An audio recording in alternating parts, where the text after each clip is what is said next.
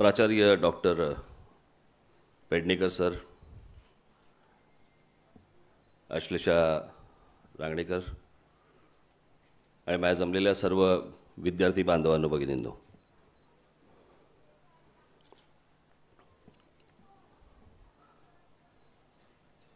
शाळेत असताना मला ज्या शिक्षिका शिकवायच्या त्याही इथे माझ्यासमोर बसलेल्या आहेत आणि त्या इथे शिकवतात. चंदनाताई,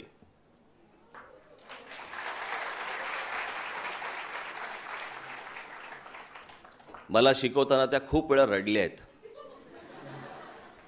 ह्याच्यावरनं तुम्ही अंदाज बांधा हा विद्यार्थी काय असेल.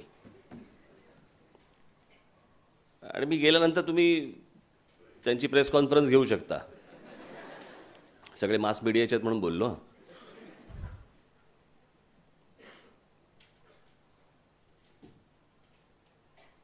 अश्लेषाजी आणि इतर सर्व ते एक काय त्याचं नाव होतं, तो आला होता मला, हां, कौस्तुभ. कुठे आहे तो? हां,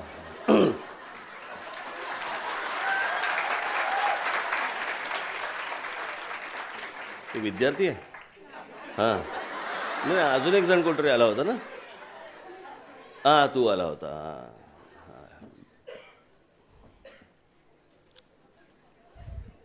आयर्न मॅन.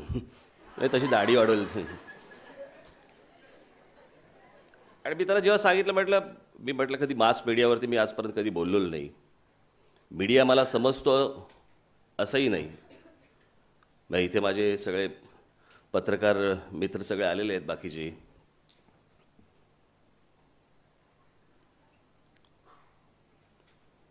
आपण जे शिकता आहात इथे, जे तुम्हाला शिकवलं जातंय, मी काल परवाकडे हाच विचार करत होतो की असं मी तुम्हाला असं वेगळं काय सांगणार आहे, मी तुमच्याशी असं वेगळं काय बोलणार आहे की जे तुम्हाला इथे शिकवलं जात नाही किंवा शिकवलं गेलं नाही आहे. मी पहिल्यांदा एक स्पष्टीकरण देऊन टाकतो. मी आल्यावरती इथे हा बोर्ड पाहिला, इझेलवरती लावलेला. तो बोर्ड पाहिल्यावरती माझ्या लक्षात आलं हे मला डेमॉन्स्ट्रेशन करायला लावणार. हल्ली तर मला असं वाटायला लागतं की डेमॉन्स्ट्रेशन एवढ्यासाठी घेतात की हा खरंच व्यंगचित्रकार आहे का नाही आहे. की आपलं लोक आपलं उगाच काहीतरी बोलत असतात, दाखव बरोबर, काढून दाखव पहिलं, मग आम्ही विश्वास ठेवतो. तसं नाही आहे. माझी व्यंगचित्र काढायची बैठक वेगळी आहे. मी खाली बसून व्यंगचित्र करतो, मांडी घालून लोड लावून त्याच्यावर बोर्ड लावून. मला ती लहानपणापासून तशीच सवय आहे. मला ती बाळासाहेबांमुळे, माझ्या वडिलांमुळे ती लागली. आमच्या जे स्कूल ऑफ आर्टमध्ये देखील ते बोर्ड असायचे, टेबल असायचं आणि टेबलावरती तो बोर्ड लावलेला असायचा. मला आठवत नाही मी कधी कॉलेजमध्ये काम केलं आहे. सगळं कॉलेजमधलं काम मी घरी घेऊन यायचो आणि घरी करायचो. कारण मला त्या खुर्चीवरती बसून त्या टेबलावरती बोर्ड लावून त्याच्यावरती काम करणं मला कधी जमलंच नाही. आणि जसं मला टेबलावरती जमलं नाही तसं मला असंही जमलं नाही. याचं कारण आम्ही ज्यावेळेला व्यंगचित्र करतो त्यावेळेला साधारणपणे त्याचा एक बसून एक डिस्टन्स साधारणपणे एवढा असतो. आणि तशी एकदा सवय झाली की तुम्हाला उभं राहून असं करायची तशी सवय होत नाही. आणि म्हणून मला अनेकदा मी करू शकत नाही अशाला भाग नाही, परंतु मी टाळतो. याचं कारण तुम्हाला उभं राहून त्या बोर्डावरचं प्रपोर्शन्स नाही समजत उभं राहून. तर साधारणपणे तुम्हाला अंदाज आला असेल मला काय म्हणायचं आहे ते. आपण आता मूळ विषयाला वळू.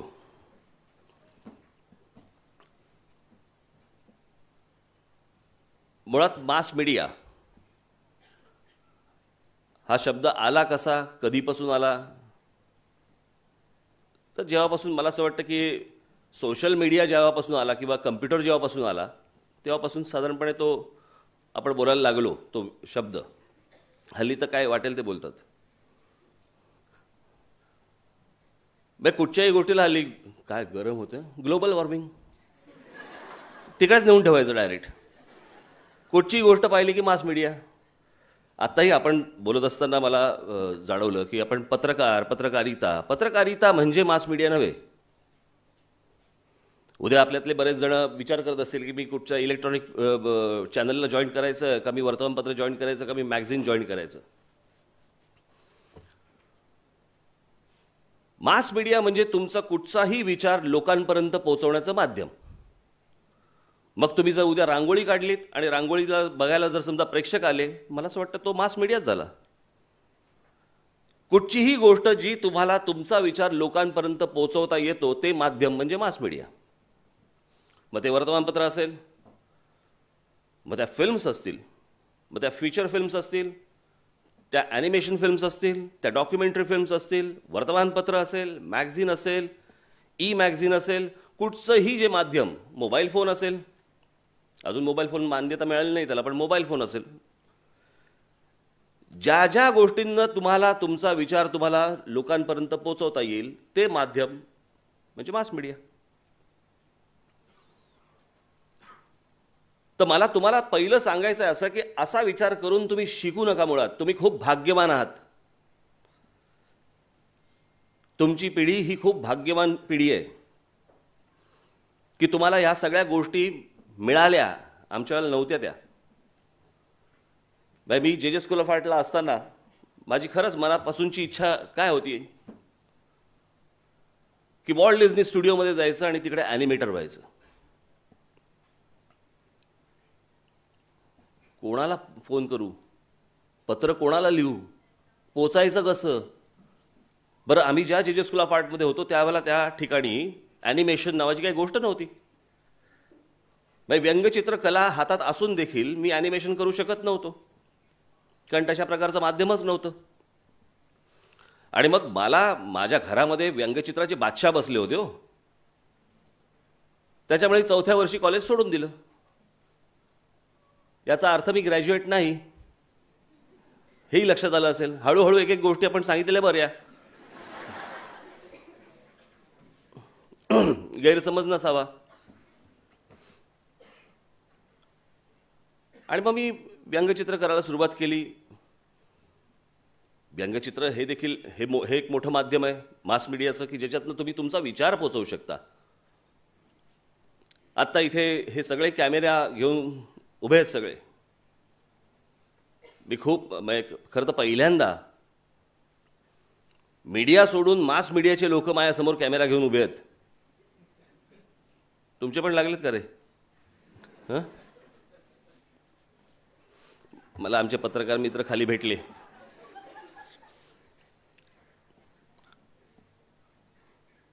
आज थोबाड उचकटणार का? कारण माझं कधी कुठची गोष्ट तोंडातनं बाहेर पडेल माहीत नाही हो. पण आत्ता हे तुम्ही इथे सगळे कॅमेऱ्याची लोक, मी जे विद्यार्थी आहेत, विद्यार्थीच आहात ना? नाही, मग कोण आहात तुम्ही? मला कसं सांगितलं विद्यार्थी आहेत म्हणून? का हो? मग विद्यार्थी कुठे आहेत? कुठे आहेत? नाही, तुम्ही बोललात काहीतरी ते विद्यार्थ्यांचे कॅमेरे लागलेत वगैरे. एकच आहे? छान. बरं, असो. परत तुम्हीच रे.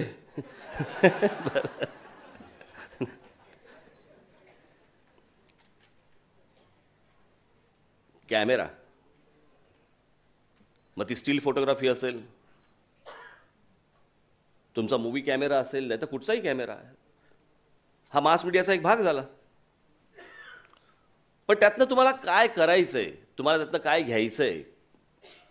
मग मी तुम्हाला कॅमेराची म्हणून मी एक गोष्ट सांगतो की किती गोष्टी असतात कॅमेरा. जर समजा जसा एखादा वक्ता हा हजरजबाबी लागतो, तसा एखादा कॅमेरामन, एखादा पत्रकार हा त्याचे रिफ्लेक्सेस हे फास्ट असले पाहिजे. त्याला कळलं पाहिजे पटकन काय घ्यायचंय,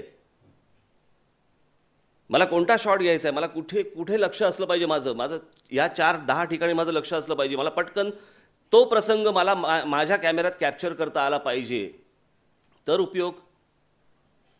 नाही तर काय सगळेच कॅमेरा लावून असतात. मी तुम्हाला एक साधी गोष्ट सांगतो की एक अमेरिकेमध्ये डॉक्युमेंटरी फिल्म बनवत होती. अमेरिकेमधल्या न्यूयॉर्कमधल्या फायर ब्रिगेडचे सगळे जे त्यांचं जे डिपार्टमेंट आहे त्याच्यावरती एक फिल्म बनव होती. माझ्याकडे ती आहे. आणि 2 भाऊ होते, त्यांची काही 4 जणांची टीम होती आणि ते त्या फायर ब्रिगेडवरती त्यांचं डॉक्युमेंटरी करणं चालू होतं. काय काय खातात, कधी उठतात, किती वाजता जातात, कुठे जातात, त्यांचे जॉब्स काय असतात, किती वाजता समजा त्यांना एखादा अलर्ट आला किंवा एखादा समजा सिग्नल आला तर किती वेळा ते पोहोचतात, काय सगळ्याची एक डॉक्युमेंटरी फिल्म चालू होती. आणि एके दिवशी त्यांचा जो मेन ऑफिसर होता त्याच्याबरोबर ते एका डॉक्युमेंटरीला एक इन्स्पेक्शन होतं तिकडे फायर ब्रिगेडचं रस्त्यावरती. आणि त्याच्यासाठी म्हणून ते सकाळी गेले. तो एक जण, तो भाऊ होता, तो त्यातला एक गेला आणि रस्त्यावरती इन्स्पेक्शन सुरू होतं. तो ते सगळं शूट करत होता कॅमेराने. शूट करता करता करता अचानक त्याला विमानाचा आवाज आला, म्हणून त्याने सहज कॅमेरा वरती केला आणि जेवढा वरती करता येईल त्या विमानाच्या आवाजाच्या दिशेने त्यांनी कॅमेरा केला. ते पहिलं वर्ल्ड ट्रेड सेंटरवरचं विमान आदळलेलं फक्त त्याच्या कॅमेऱ्यात सापडलं. तुम्हाला इतकं अलर्ट असावं लागतं. म्हणजे तो माणूस सोडला तर जगात पहिलं विमान आदळलं याचं फुटेज कोणाकडेही नाही. इतकं तुम्हाला शार्प असायला लागतं की प्रसंग काय काय कुठची गोष्ट आपण केली पाहिजे. मीडिया माध्यम हे तुम्ही नीट समजून घेतलं पाहिजे. मला मी जरा डॉक्युमेंटरी फिल्म्स जास्ती पाहणारातला आहे. माझ्याकडे खूप डॉक्युमेंटरी फिल्म्स आहेत आणि डॉक्युमेंटरी फिल्म्स हे देखील एक मास मीडियाचं मोठं माध्यम आहे की ज्याच्यातनं तुम्हाला या सगळ्या गोष्टी जगापर्यंत पोहोचवता येतात. त्याच्यातले आद्य आहेत केन बर्न वगैरे सारखी लोक आहेत ज्यांनी महात्मा गांधींवरती जी फिल्म केली. रिचर्ड ॲटनबरो, त्यांचे बंधू डेव्हिड ॲटनबरो, हे तर म्हणजे ऋषीमुनी त्यातले.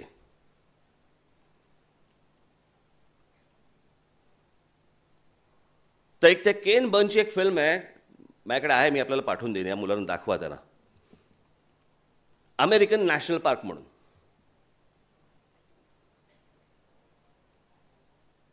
जसं आज आपल्याकडे भारतामध्ये चालू आहे की कोणीतरी श्रीमंत लोक येतात आणि म्हणतात की मी हे 10,000 एकर जमीन घेतली, ही 15 एकर जमीन घेतली, 15,000 एकर जमीन घेतली, ही इथे 40,000 एकर जमीन घेतली, अशा ज्या जमिनी घेत चाललेत. एक्झॅक्टली ही गोष्ट काही वर्षांपूर्वी, खूप वर्षांपूर्वी अमेरिकेमध्ये सुरू होती.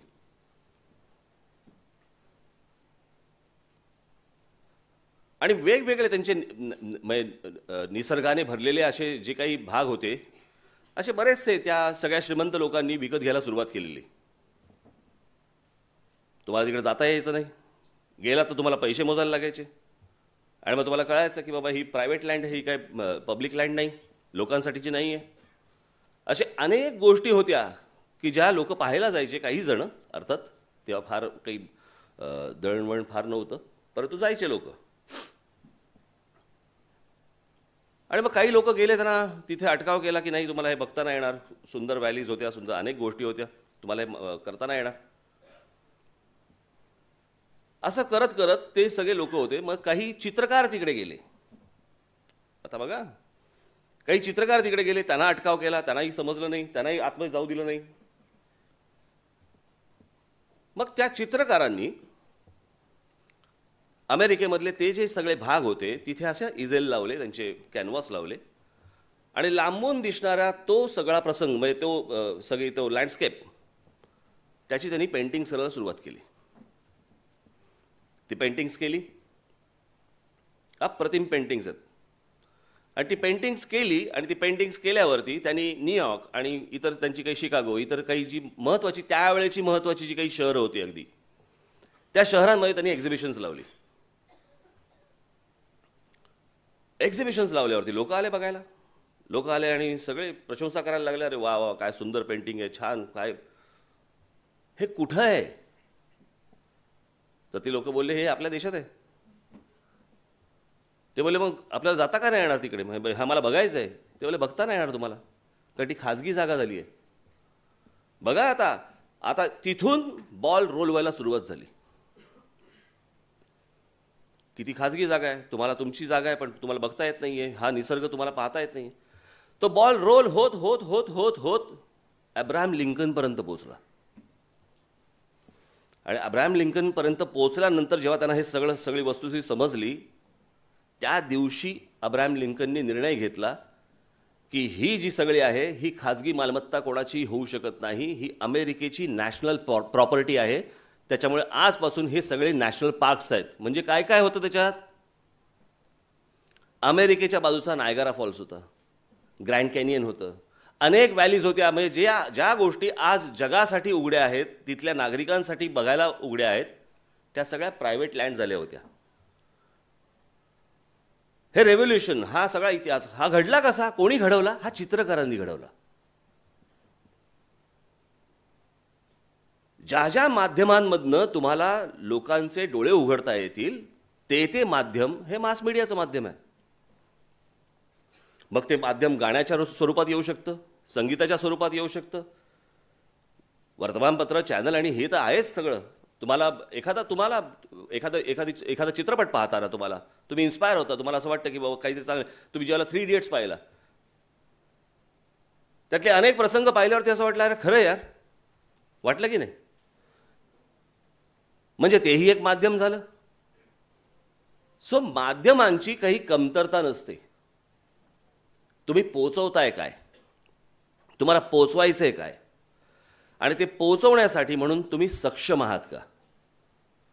तुमच्याकडे भाषा पूर्ण तुम्हाला येते का? आज तुम्ही BBC बघा, CNN बघा, तुम्ही कुठची चॅनल बघा, ती चॅनल पाहिल्यानंतर तुमच्या लक्षात येईल की त्यांचा अँकर असेल नाही तर त्यांचा रिपोर्टर असेल, उत्तम भाषा,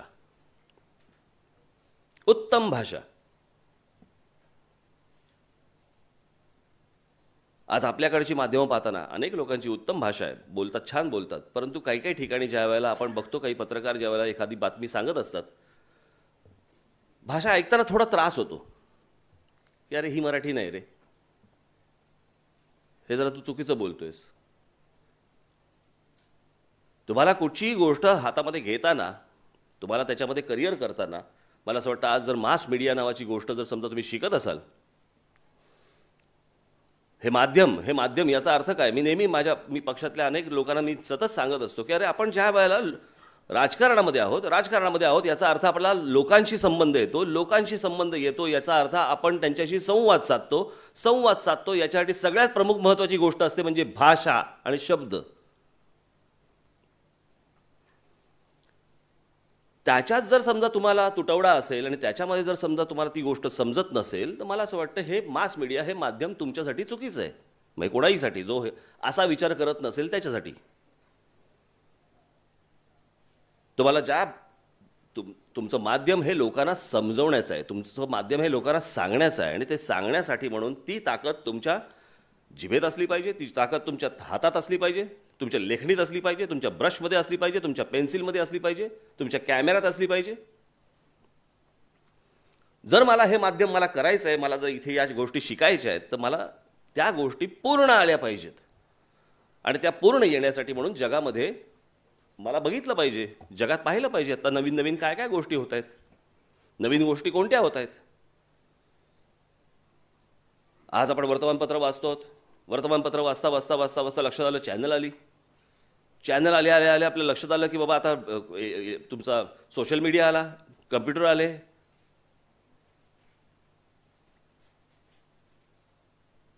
म्हणजे सर्वच वर्तमानपत्र नाहीत किंवा सर्वच चॅनल पण नाहीत, परंतु बरीचशी वर्तमानपत्र रिपोर्टर्स कमी केलेत आणि रोज चॅनल बघून बातम्या छापतात. कारण ह्यांचा काय धबधबा चालूच असतो, धनाधन काहीतरी चालूच असतं, रोज बदा बदा बदा बदा होतच असतात.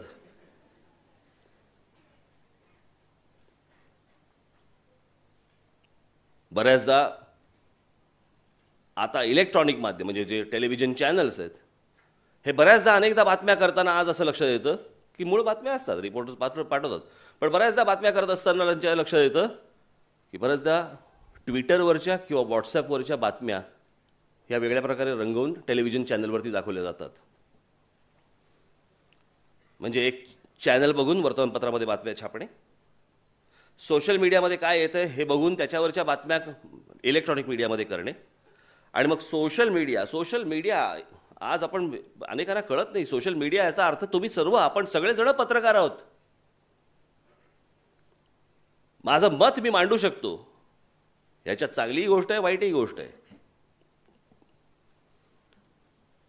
परंतु तुमचं मत मांडण्याचं प्रत्येकाचं ते माध्यम आहे. आणि उद्या हे सगळं प्रकरण कुठपर्यंत जाईल ह्याचा अंदाज नाही, माहीत नाही. कारण हे सगळं आता सगळं कमी कमी कमी कमी कमी कमी गोष्टी होत जाणार. मी तुम्हाला साधी गोष्ट सांगतो की आता आज आपल्याकडे मुंबई शहरामध्ये तुम्हाला लक्षात येत असेल की मुंबई शहरामध्ये अनेक जागा अनेक इमारती उभ्या आहेत, विकल्या जात नाही आहेत. त्या जागा कोणी घेत नाही आहे. पहिल्यांदा होतं एक 10-15 वर्षापूर्वीपर्यंत होतं, मोठमोठी ऑफिसेस व्हायची. पण आता तिकडे होत नाहीत. अनेक इमारती रिकाम्या पडल्या आहेत. का? कारण एवढं काम तुम्ही एवढ्या जागेत बसून करू शकता. जर एवढं काम तुम्ही जर एवढ्या जागेत बसून करू शकता तर याचा अर्थ त्याचा व्याप वाढला, परंतु त्याचा जो काही खर्च आणि इतर जी लोक आहेत ही कमी झाली. आता ही कमी झाली याचा अर्थ त्यांनी सिलेक्टेड लोक घेतली, ठराविकच लोक घेतली. मग ती ठराविक लोक म्हणजे कोण? तर ज्याला 100% ते माध्यम किंवा ती गोष्ट कळली आहे तो. हे मी तुम्हाला का सांगतोय? याचं कारण तुम्ही आता जे शिकता आहात याच्यामध्ये मी 100% प्रवीण होईनच, पण त्याचबरोबर माझ्यात अशा क्वालिटीज असतील की ज्याच्यामध्ये लोक माझ्याकडे खेचली जातील. मी अशा गोष्टी जगाला दाखवीन, मी अशा गोष्टी लोकांना सांगीन, अशा गोष्टी मी लोकांपर्यंत पोहोचवीन की ती माझी कपॅसिटी असली पाहिजे, ती माझी ताकद असली पाहिजे. ती मग माझी भाषेची असेल, चित्राची असेल, कॅमेऱ्याची असेल. पण त्याच्यामध्ये तुम्हाला एक्सेलन्स हा आणावाच लागेल. याच्यापुढे मारकाम चालणार नाही. बस मी याच्या पूर्वीसारखं बाबा मी आता या वर्तमानपत्रामध्ये लागलो, आता वर्तमानपत्रामध्ये लागलो म्हणजे आता मी झालं सगळं माझं करिअर, असं नाही आहे. ही माध्यमं आता कुठे कुठे चालली आहेत. आता तुमच्या लॅपटॉपवरती मॅगझिन्स यायला लागली. मॅगझिनवरचा मजकूर तुमच्या मोबाईल फोनवरती यायला लागला. मोबाईल फोनवरती तुम्हाला बातम्या कळायला लागल्या. आता ह्या जर समजा ही माध्यमं जर समजा बदलत असतील तर ह्या बदलणाऱ्या माध्यमांचा तुम्ही मास मीडिया म्हणून विचार केला पाहिजे. म्हणजे जसं आमच्याकडे जे स्कूल ऑफ आर्टला शिकवायचे ते पूर्वी प्रिंटिंगला खिळे असायचे, म्हणजे अक्षराचे खिळे असायचे, ज्याचे ब्लॉक बनायचे आणि मग ते ब्लॉक प्रिंटिंगला जायचे. आज पण जर समजा तुम्ही आज आता आपल्याकडे ज्या कॉलेजेसमध्ये प्रिंटिंग टेक्नॉलॉजी शिकवतात, माझे एक मित्र आहेत त्यांच्याकडे एक मशीन आणलं, आता जर्मनीवरनं मशीन आहे त्यांच्याकडे. आणि एखादं मशीन आलं की ते साधारणपणे 6 महिन्यात दुसरं पुढचं मशीन येतं, ॲडव्हान्स मशीन येतं. ते संपलं, त्याच्यात अजून काहीतरी असतं. हा जो स्पीड आहे मला असं वाटतं हा स्पीड तुम्हाला पकडायला लागेल. आता ते जे मशीन आहे म्हणजे आपण खिळ्यापासून ब्लॉक बनवण्यापासून आता जे प्रिंटिंग जे जगभर चालतं त्यांच्याकडे जे मशीन आहे त्या मशीनमध्ये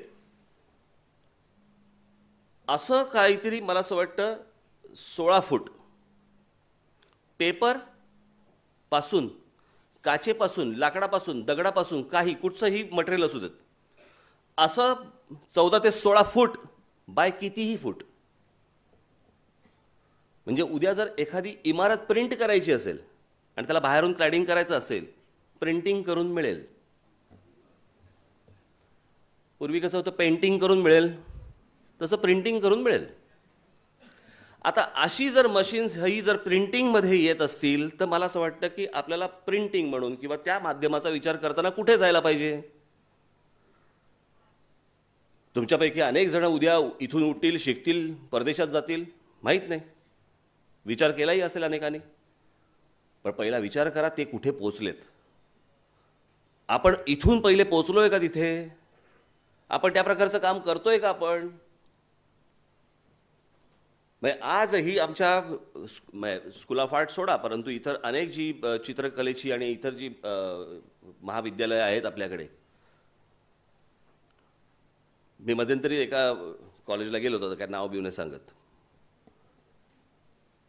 मी अप्लाइड आर्टचा, त्याच्यामुळे अप्लाइड आर्टला सुरुवातीला काही गोष्टी शिकवतात तिथे, सगळ्या पेंटिंग अनेक गोष्टी असतात, ऑइल पेंटिंगपासून सगळ्या गोष्टी असतात. पण तुम्ही तिकडे त्यांचं वर्षभराचं वर्क लावलं होतं सगळं भिंतींवरती. मी पाहिलं, मला वाईट वाटलं. आणि मला वाईट एवढ्या गोष्टीचं वाटलं, आपण चुकीच्या अर्थाने घेऊ नका मी जे पुढचं वाक्य बोलणार आहे ते.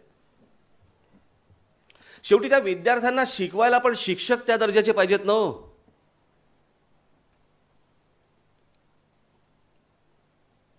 म्हणजे अनेकदा आपल्याकडे काय होतं की आता मी मध्यंतरी एकदा आमच्या जेजू स्कूल ऑफ आर्टला गेलो, तर तिथे शिकवणारा एक कोण त्यांचा प्रोफेसर होता.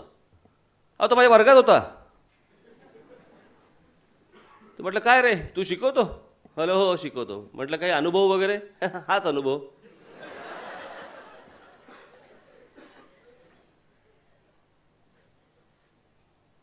या गोष्टींचा अनुभव देखील पाहिजे ना आपल्याला शिकवताना.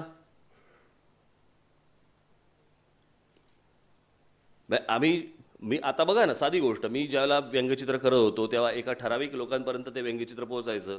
आज ज्यावेळेला मी व्यंगचित्र करतो, पहिल्या ह्यांच्यापर्यंत पोचतं, मग हे दिल्लीपर्यंत पोहोचवतात आणि मग तिथल्या लोकांना सांगतात, बघा बघा तो काय काढतो.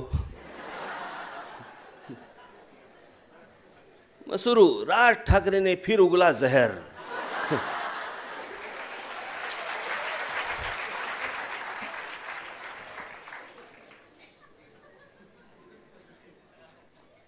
ते सोडा, ते कॉन्ट्रोवर्सी सोडा, पण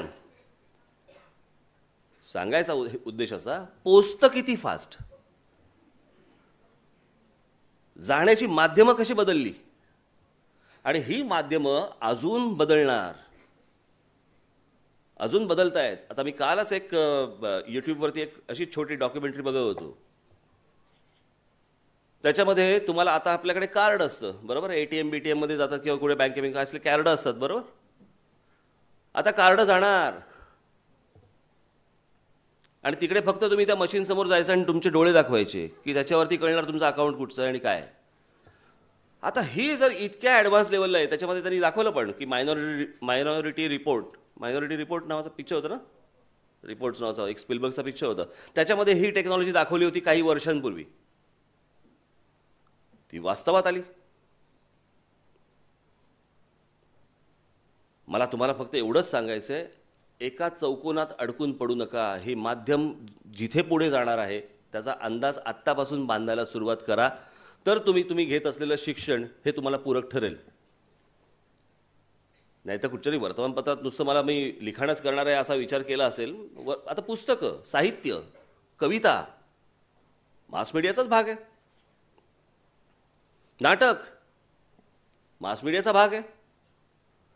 तुम्हाला अनेक गोष्टी जे तुमच्या मनापर्यंत पोचवतो, जे तुमच्या डोक्यापर्यंत पोचवतो, ती सर्व माध्यमं, त्या सर्व माध्यमांचा विचार करून तुम्ही शिक्षण घ्यावं असं मला वाटतंय. मी आज काय इथे तुम्हाला फार मोठं लेक्चर देण्यासाठी इथे आलेलो नाही. मला जे काही जाणवतं, मला जे काही इतर जगामध्ये काय काय चाललंय हे बघत असताना जे जाणवलं, ते जाणवलेलं मी फक्त तुमच्यासमोर मांडलं. मी काही मास मीडियाचा स्टुडंट नव्हे, मी मास मीडियाचा कोणी शिक्षक नव्हे. हे शिक्षक आहेत, हेच तुम्हाला शिकवणार आहेत. परंतु तुम्ही जे शिकत आहात ते फक्त जग कुठे चाललंय याचा अंदाज बांधून फक्त तुम्ही शिका. तुम्हाला माध्यम जे कुठचं आत्तापासून त्याचा विचार करायचा आहे, त्याचा माध्यमाचा आत्तापासून विचार करायला सुरुवात करा आणि त्याप्रमाणे तुम्ही काम करायला सुरुवात करा. मी जेवढी तुम्हाला माध्यमं सांगितली, मग ते वर्तमानपत्राचं असेल, चॅनलचं असेल, टेलिव्हिजनचं असेल, मग तुमचं त्या फिल्मचं असेल, वेगवेगळ्या भाषांमधल्या फिल्म्स असतील, डॉक्युमेंटरी फिल्म्स असतील, ॲनिमेशन फिल्म्स असतील, कुठच्याही जी माध्यमं आहेत त्या सर्व माध्यमांचा विचार करून शिकावं, एवढी फक्त तुम्हाला विनंती करण्यासाठी म्हणून मी आज इकडे आलो. मी काही लंबचौडं भाषण द्यायला आलेलो नाही आहे. तुम्हाला काही विचारायचं आहे? तुम्हाला काय बोलायचं आहे? बोलती बंद. कोणाला काय प्रश्न विचारायचा आहे? नाही, मी लाज नाही काढणार, खरंच विचारा.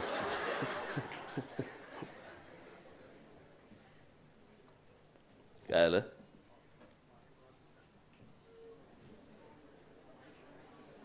हात कोणाचा आहे? हां, हां बोल ना, त्याच्यासाठीच बोललो.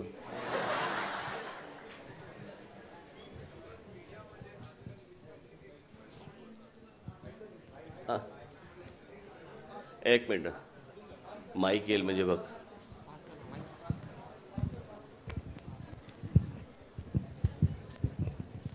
तुमच्यासाठी आहे रे.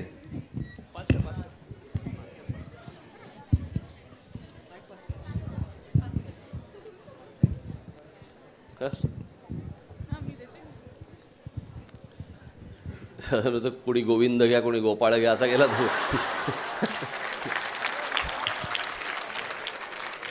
बोल बोल. सर, मीडियामध्ये आजकाल खूप मिसकम्युनिकेशन्स होतात. म्हणजे आता एक अशी परिस्थिती आहे की कशावर विश्वास ठेवायचा, कशावर नाही. त्या बाबतीत काय म्हणायचं सर?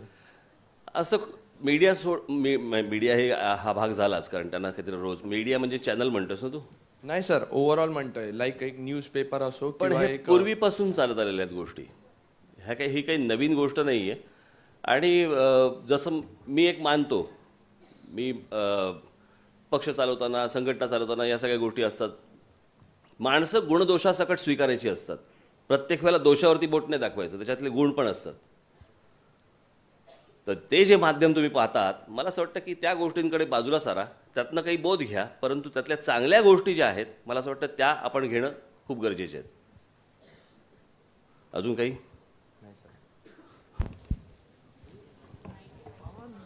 मी बोललो ते बरोबर ना, की मिसकम्युनिकेशन होतं? नाही.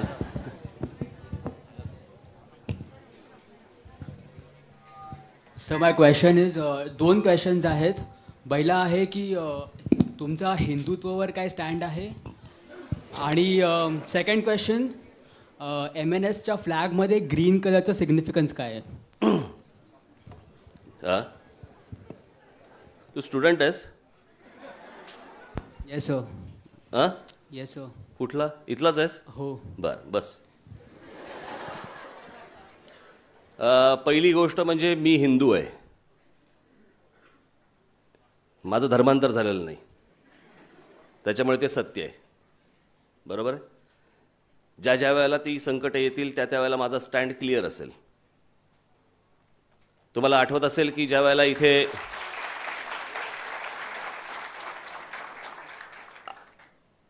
इथे एक मोर्चा निघाला होता, काही मुसलमानांचा मोर्चा होता, आणि त्याच्यामध्ये आपल्या पोलीस भगिनींना मारलं होतं.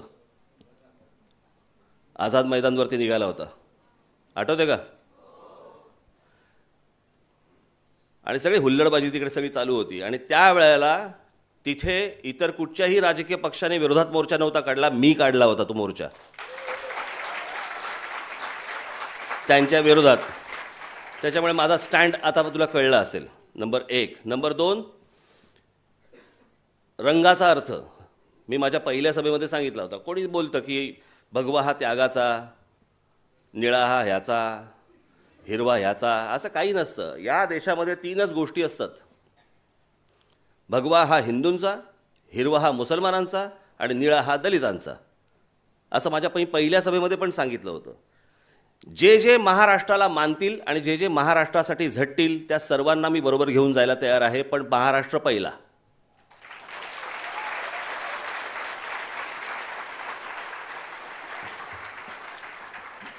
तो जो हिरवा आहे तो या भारताला मानणाऱ्या मुसलमानासाठी आहे. मला असं वाटतं, मी ज्यावेळेला अमजद अली खान यांची सरोद ऐकतो, झाकीर हुसेनचा ज्यावेळेला मी तबला ऐकतो, त्यावेळेला मी त्याच्याकडे कधीच मी मुसलमान म्हणून बघत नाही.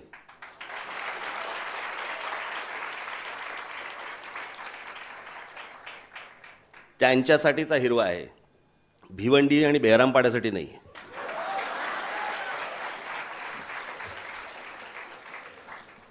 अजून काही? आता सटापटा आले हातवर. Sir, excuse me. हां थांब, कोणी गोविंद घ्या, कोणी गोपाळ सर. घ्या. वाजले किती? सर प्लीज सी या. हां सर,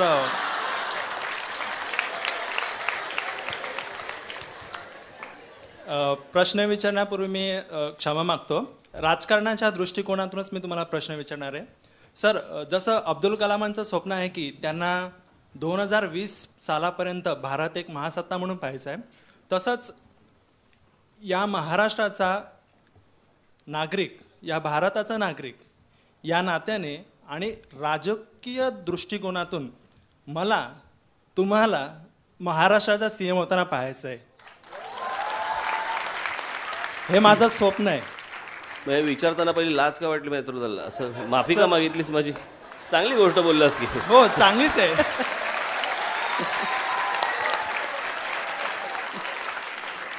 माफ करा, मला जरा तुम्हाला मोठं होताना बघायचं आहे. पण सर, तुम्हाला प्रश्न आवडला हा माझ्यासाठी महत्त्वाचा आहे. नाही नाही नाही, छान, धन्यवाद. आणि सर, दुसरा एक प्रश्न आहे. तुम्ही बरेच राजकीय नेत्यांची नक्कल करता, तर मला या क्षणाला ते नक्कल पाहायचं आहे. कमीत कमी सर, प्लीज प्लीज. कसं आहे, मी तुला एक गोष्ट सांगतो. मी भाषण करता करता ती त्यावेळेला उत्स्फूर्तपणे आलेली गोष्ट असते. नाही तर मी शो लावले नसते का माझे? हे असं असं होत नाही. ते त्यावेळेला ते बोलता बोलता येतं, ते अंगात येतं ना. कोणाकडे आता माईक? तो माईक कोणाकडे? हा, नमस्कार सर, मी रुईयाचाच विद्यार्थी आहे. सर, आपलं अभिव्यक्त होणं हे राजकारणात जसं आहे, तर आपले व्यंगचित्र समाजापर्यंत का पोहोचलं, आपल्यापुरतीच राहिली असं मला वाटतं. ती कला पोहोचायला पाहिजे होती आमच्याकडून, जेणेकरून आम्हाला आपलं एक व्यासंगी अभ्यासपूर्ण व्यक्तिमत्व आहे, हे सर्वसुद्धा आहेच महाराष्ट्राला, पण आम्हाला तुमच्या चित्रकलेबद्दल पण व्यक्तिमत्व, शंका नाही, पण आदर्श म्हणजे मिळालं पाहिजे आम्हाला की अभिव्यक्त होणं. कसं होतं, तुझं म्हणणं बरोबर आहे. फक्त या सगळ्या गोष्टींमध्ये मी ज्यावेळेला पक्ष स्थापन केला, आता मी बोलतोय तुझ्याशी, हां, तू तर ऐकलं पाहिजेस. हां, मी पक्ष ज्यावेळेला स्थापन केला, ते स्थापन केल्यानंतर ज्यावेळेला व्यंगचित्र, पहिली गोष्ट सांगून ठेवतो, व्यंगचित्र करायला तुम्हाला एक बैठक मारावी लागते. आणि मला लहानपणापासून जे माझ्या वडिलांनी आणि बाळासाहेबांनी, खास करून बाळासाहेबांनी जे मला शिकवलं की जोपर्यंत तुझा फोकस तिथे म्हणजे तू आहे किंवा तू नीट हे काम करू शकतो तरच व्यंगचित्र कर. कोणतरी बाहेर लोक आले आहेत, कोणतरी थांबले आहेत, कोणासाठी काहीतरी आता करायचं आहे, असं करून ते होत नाही. दुसरा विषय असा की व्यंगचित्र समजा मी आत्ता केलं, आता मी ठीक आहे, मला मध्यंतरी मी व्यंगचित्र आहे ती मी सोशल मीडियावरतीच टाकून दिली, त्याच्यामुळे ती पोचली सगळ्यांपर्यंत. अच्छा, मला वाटलं आवरा म्हणून आले की काय. ती पोचली. माझा आत्ता एक काही माध्यमाचा विचार चालू आहे आणि तो तुम्हाला थोड्या दिवसात तुम्हाला तो दिसेल, कळेल. त्यातनं तुम्हाला माझी व्यंगचित्र बघायला मिळतील आणि विश्वासही बसेल, हाच करतो. हां, तुला काय? हां, नमस्कार राजसाहेब, तुम्हाला एक प्रश्न असा विचारायचा आहे की तुम्हाला कोणतं श्रेय जास्त, कोणतं क्षेत्र जास्त प्रिय वाटतं, राजकारण की व्यंगचित्र? मला नेहमीच कला ही गोष्ट मला नेहमीच प्रिय वाटते, कुठचीही कला. आणि त्याच्यामुळे माझा राजकारणाकडे बघण्याचा दृष्टिकोन हा माझा त्या दृष्टीनेच असतो. मी तुम्हाला आता मी गेल्या वर्षी मी एक डॉक्युमेंटरी फिल्म केली होती, साधारणपणे एक 16 मिनिटाची. मी ती आत्ता आपल्याला आणली आहे का रे? ती आणली, ते तुम्हाला देतील, ती आपण जरा बघा. मग ही पहिली डॉक्युमेंटरी फिल्म असेल जी एक 16 मिनिटाची मी केली, ज्या फिल्ममध्ये राजकारण, या राजकारणाला एक ॲस्थेटिक सेन्स लागतो, बरोबर? तो ॲस्थेटिक सेन्स आपल्याकडे उरलेला नाही. आणि त्याच्यावरची ती डॉक्युमेंटरी फिल्म आहे की आपण ज्यावेळेला म्हणतो की मला इथे फ्लायओव्हर हवा, तर मला इथून इथे जायला फ्लायओव्हर हवा किंवा इथून इथे जायला मला ब्रिज हवा, पण तो कसा हवा याचा विचार आपल्याकडे होत नाही.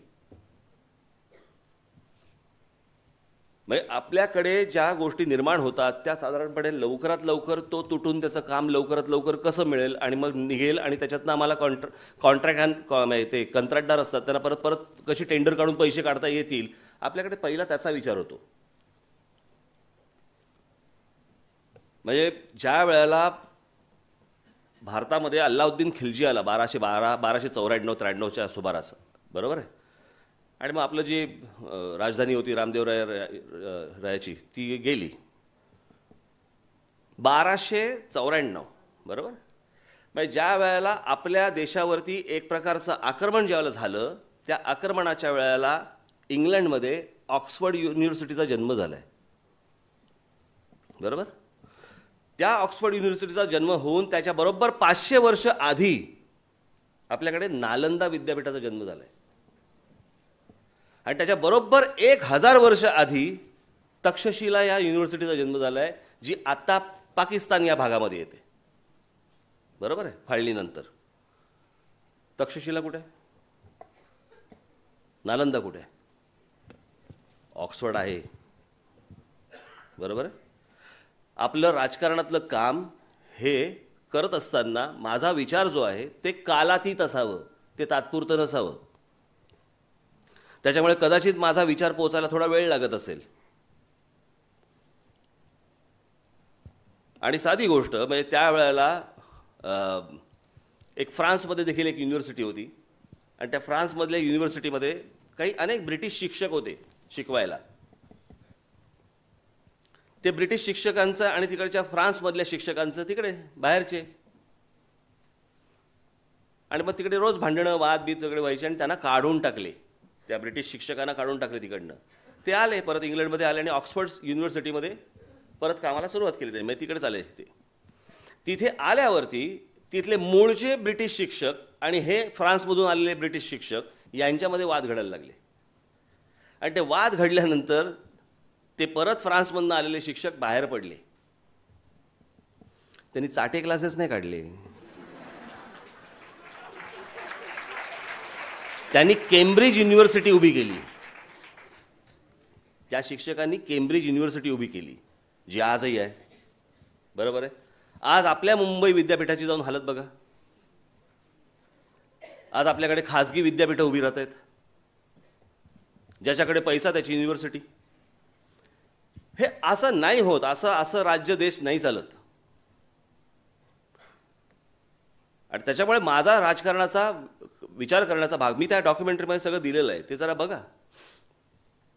आणि ते पाहताना तुमच्या लक्षात येईल की मी त्याच्यामध्ये एक शहर दाखवलं आहे, अप्रतिम रस्ते, सुंदर इमारती, सुंदर बागा, छान गाड्या, चांगल्या इतर सगळ्या संस्था बिंस्था वगैरे, उत्तम शहर. दुसरं एक शहर दाखवलं, ते उत्तम शहर, सुंदर रस्ते, छान तिकडच्या काही सगळ्या संस्था, इमारती, बागा बिगा, सगळ्या लोकांसाठी जे आवश्यक ज्या गोष्टी आहेत त्या सगळ्या त्या दोन्ही शहरांमध्ये आहेत. 2 शहर ती दाखवलीत मी त्याच्यात.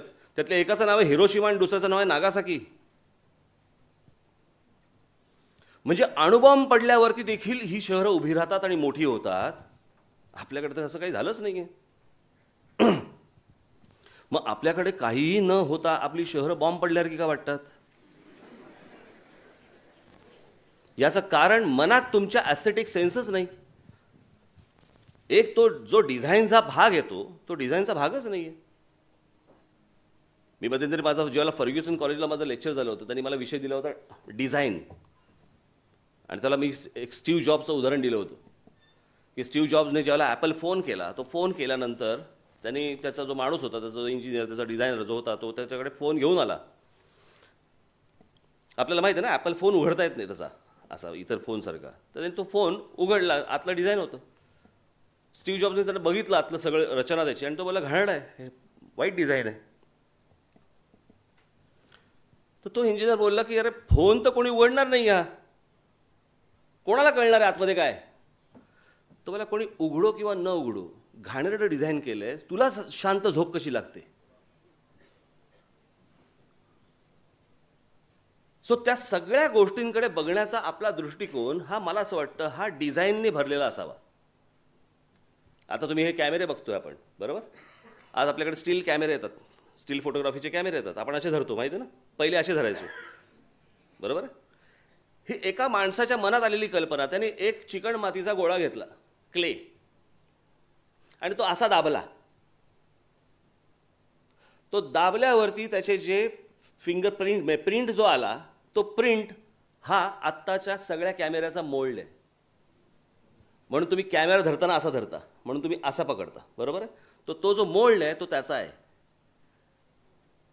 का आलं हे? तर मला मी कॅमेरा कसा पकडला पाहिजे, त्याचं डिझाईन कसं असलं पाहिजे, या प्रत्येक गोष्टीला मला असं वाटतं कुठचीही गोष्ट आपण करतो, आपल्याला साधी गोष्ट आहे, तोच पदार्थ जर आपल्या एक पदार्थ आपण समजा केला आणि एखाद्या डिशमध्ये जर समजा आपण भास्कन वाढला, आपण खाऊ. पण तोच पदार्थ जर समजा आपण नीट वाढला आणि जर असा व्यवस्थित डिझाईन करून जर समजा त्याच्यावरती काही छान असं डिझाईन कोथिंबीर असं टाकून बिकून वगैरे असा व्यवस्थित जर समजा दिला, तर तो जास्ती आपण आनंदाने खाऊ, बरोबर. म्हणजे मला अजूनही आठवतं, आम्ही कॉलेजमध्ये असताना त्या पोलीस कॅन्टीनमध्ये मिसळ खायला जायचो. आमच्या स्कूल ऑफ आर्टच्या बाजूला आहे. द्यायचे काय? मिसळच. पण ती जेव्हा यायची ना, अशी मस्त एक हिरवी मिरची अशी त्याच्यावरती अशी डिझाईन केलेली वगैरे वगैरे, छान यायचं, छान खायचं तेच. हेही तुम्ही लक्षात ठेवलं पाहिजे. मास मीडिया म्हणून कुठचंही माध्यम हाताळताना त्याच्यामध्ये एक तुमचा थॉट हा वेल डिझाईन असला पाहिजे, तर त्या गोष्टीला गंमत येते, तर लोकांचं लक्ष आपल्याकडे जातं, अन्यथा लक्ष जात नाही. तुझ्यावरती जरा फारच बोललो रे मी. हां, अजून काय झालं? हां, मला जरा जायचं पण आहे. हां, तुम्ही नंतर मला मेल. हां, हॅलो. बोल. हां, मग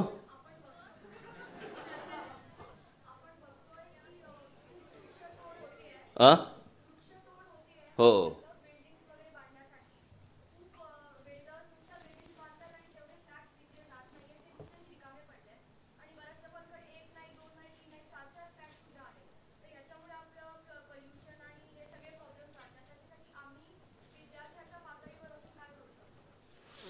बघा आता साधी गोष्ट, आता ह्या सगळ्या गोष्टी झाडं तोडतात, झाडं. तू लाईट बंद कर रे. हां, मतलब लाईटचा त्रास होतो मला थोडा. बघा, करण्यासारख्या खूप गोष्टी असतात या सगळ्या ह्याच्यात. माझं माध्यम तुम्हाला परवडणार नाही.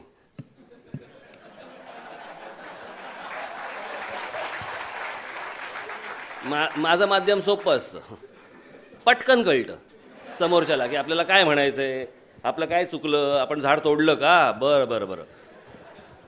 आता मी जरा विचार करून सांगतो, परंतु काय आहे ही वृक्षतोड? माझं सतत जे सांगणं असतं ना, ज्याच्याकडे सगळेजण वेगळ्या नजरेने सतत पाहत असतात, की ह्या शहरांमध्ये येणारे लोंढे आपले थांबले पाहिजेत, तर ही कन्स्ट्रक्शन्स थांबतील, तर ही झाडं वाचतील. भसा नुसत्या ज्या इमारती उभ्या राहत आहेत, या इमारतीतनं काही होणार नाही. ही झाडं मरणार, ही मारणार. लोक ॲसिड टाकतात.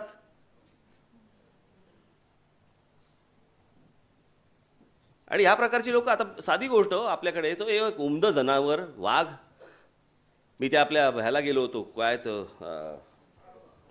ताडोब्याला, तिथे ते असे सापळे लावतात ते, आणि त्याच्यामध्ये पाय सापडले की तो पकडला जातो आणि मग तिथे ते मरतात. मी गेलो होतो तिकडे, आणि मग त्याच्यानंतर मी जेव्हा तिथे गेलो, मग त्याच्यानंतर सगळे ते माध्यमं आली, सगळं आलं, मग त्याच्यानंतर माझे इंटरव्ह्यूज झाले, माझी भाषणांमधनं या सगळ्या गोष्टी झाल्या. आता हळूहळू ताडोबामध्ये सगळ्या गोष्टी सुरू झाल्या. परंतु असेही लोक आहेत ना की त्याचं कातडं काढून विकून, त्याची नखं काढून विकून, असे पण विचार करणारे लोक आहेत. आता अशा विचारांच्या लोकांना करायचं काय? त्याच्यामुळे अशा विचारांच्या लोकांसाठी माझा मार्ग खूप सुलभ असतो. असं काय असेल तर मला कळवा. काय फक्त माझे व्यंगचित्रासाठीच हात शिवशिवत नाहीत.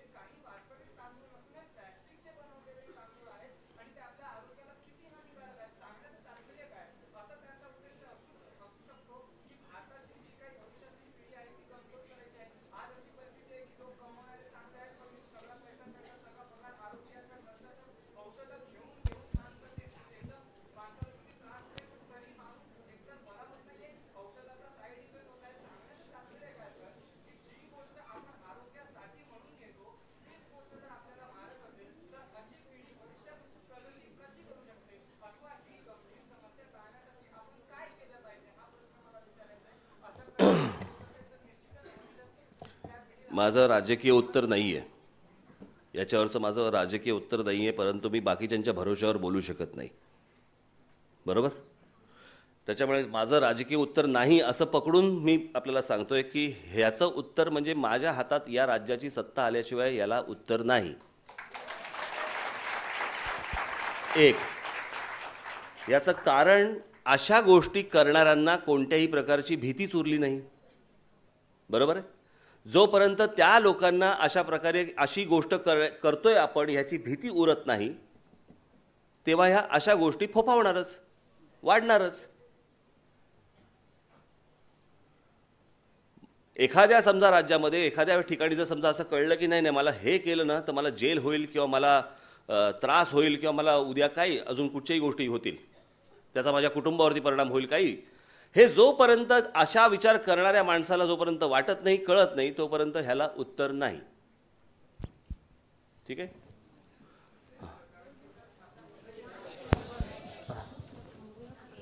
मला काही हरकत नाही.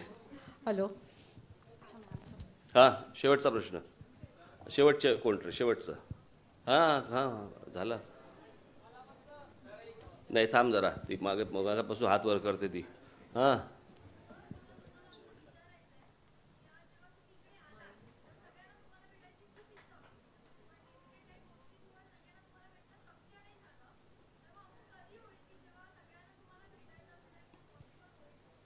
म्हणजे कसं?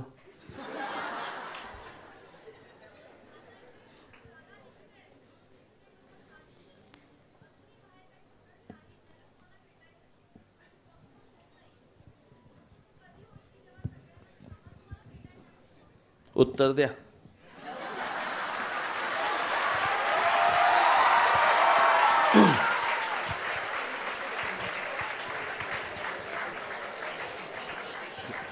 ते म्हणतात बाकीच्या मुलांसाठी मी परत बोलवीन. हां, मी कलाकार आणि व्यंगचित्रावरतीच प्रश्न विचारते आहे. तुम्ही राजकीय व्यंगचित्रकार आहात, तर राजकीय व्यंगचित्र समजण्यासाठी किंवा उमजण्यासाठी एक प्रकारची परिपक्वता लागते. ती आपल्या समाजाकडे आहे का असं तुम्हाला वाटतंय? आणि जर तुम्हाला वाटतं की ती नाही आहे, अजून ती डेव्हलप व्हायला पाहिजे, तर विद्यार्थ्यांना त्यांनी ती कशी डेव्हलप करावी असा तुम्ही सल्ला द्याल? पहिली गोष्ट म्हणजे कळायला पडलं. हां, पहिली गोष्ट म्हणजे आपण लक्षात घेऊया की आजपर्यंत जे व्यंगचित्रकार झाले, मग त्याच्यामध्ये मी अगदी जुन्या काळापासून दुसऱ्या महायुद्धापासून जर पकडलं तर डेव्हिड लो झाले, स्ट्यूब झाले, अनेक लोक झाले, ते अगदी बाळासाहेबांपासून आर के लक्ष्मणपर्यंत आपण हा काळ घेऊया, बरोबर आहे. मला असं वाटतं त्या काळात आपण होतात आणि तो काळ आपला तारुण्याचा असेल. आपलं वय मी काही चूक हां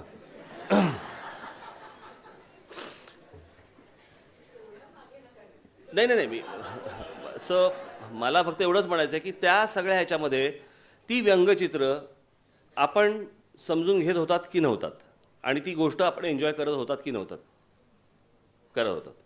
याचा अर्थ समाज परिपक्व असतो, परंतु त्याच्या समोर देखील त्या प्रकारचं तेवढं चांगलं मटेरियल पण येणं गरजेचं असतं. समाजाला व्यंगचित्रकार असेल, नाहीतर पत्रकार असेल, नाहीतर कोणी असेल, उद्या संपादकीय असेल किंवा संपादक असतात, समाजाला ती गोष्ट सोप्या साध्या भाषेमध्ये समजून सांगणं हे त्याचं काम आहे. समाज परिपक्व असतो तो ते घेतोच, जो नसतो त्यातला काही भाग जो नसतो परिपक्व, तो परिपक्व होत जातो. तर माध्यमांचं सगळ्यात महत्त्वाचं हे काय आपण म्हणू काम, हे समाजाला गोंधळून टाकणे नव्हे, तर त्याला विचार करायला लावणे.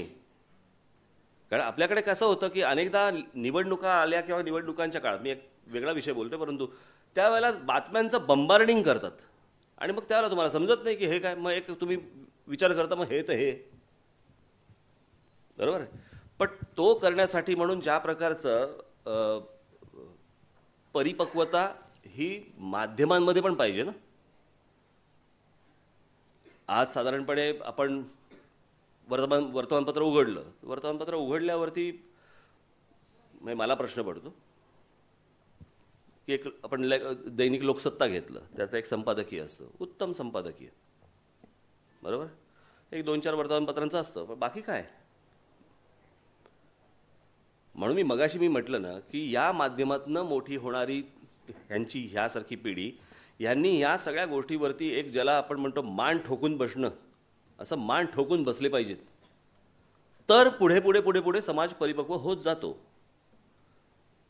आणि ही या माध्यमाचं सगळ्यात मोठं काम आहे. त्याच्यामुळे तो परिपक्व असतो, तो तुमच्याकडे येतो, आणि जो नसतो तो त्याला तुम्ही परिपक्व करत असता. बरोबर आहे ना? झालं? अरे तुमच्या प्रश्नांना ही नेव्हर एंडिंग स्टोरी आहे. हां, कधी बाहेर पडताय?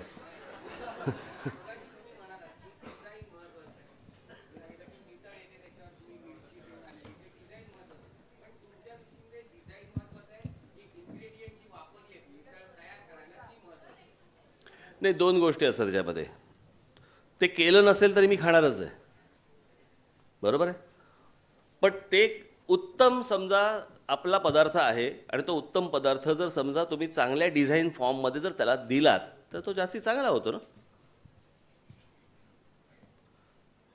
जर समजा तू आता नेटवरती गेलास, नेटवरती गेल्यावरती तू तिकडे जॅपनीज डिशेस काढ, तू फ्रेंच काढ, तू इंग्लिश काढ, तू कॅनेडियन काढ, तू सगळ्या गोष्टी काढ, आपल्याही थाळा छान वाटतो, बरोबर, आपली जी थाळी असते ती छान वाटते, परंतु त्याच्यात अजून काही गोष्टी व्हायला पाहिजेत ना. आपण ज्या वेळेला ती थाळी समारंभाला फक्त त्याच्या भोवती ज्याला रांगोळी काढतो त्यावरती अजून देखणी दिसते ना, मग ती रांगोळी का काढतो आपण? तेच तर डिझाईन आहे, बरोबर. हे तुम्ही सांगत जा बरोबर म्हणून वगैरे असं. तर मी तुमची सगळ्यांची रजा घेतो. मला असं वाटतं मी काय बोललो हे तुम्हाला समजलं असेल, आणि त्यातनं तुम्ही खूप खूप सगळेजण देशात विदेशात सगळेजण मोठे व्हाल अशी एक आशा अपेक्षा बाळगतो. मी प्राचार्यांचं आणि आपलं देखील मी धन्यवाद देतो आपल्या सगळ्यांना की आपल्यामुळे मला यांच्याशी बोलता आलं. आणि मी इथेच राहतो शिवाजी पार्कला. तुम्हाला कधी काय वाटलं तर आपण नक्की घरी येऊ शकता. फक्त मी घरी आहे की नाही फक्त बघा. तुम्ही अजून का बसला तिथे?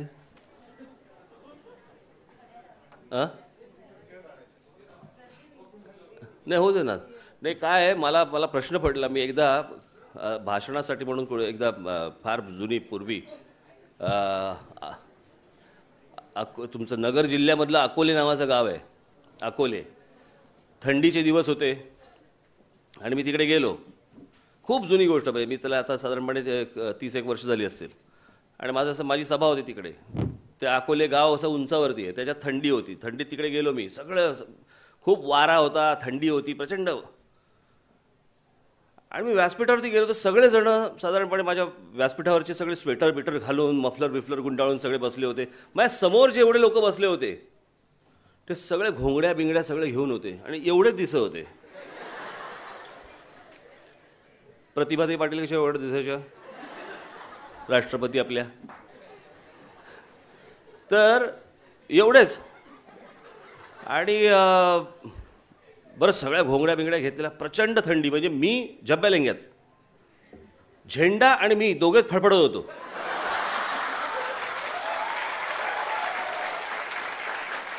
आणि मी त्याच्यानंतर माझं भाषण संपलं. बरं कळे ना तुम्ही काही आतल्यात टाळ्या वाजायच्या. बरं समजायचंच नाही ह्यांना आवडले नाही आवडले काय, घोंगडीच्या आतमध्ये सगळं चालू आपलं सगळं. मी उठलो,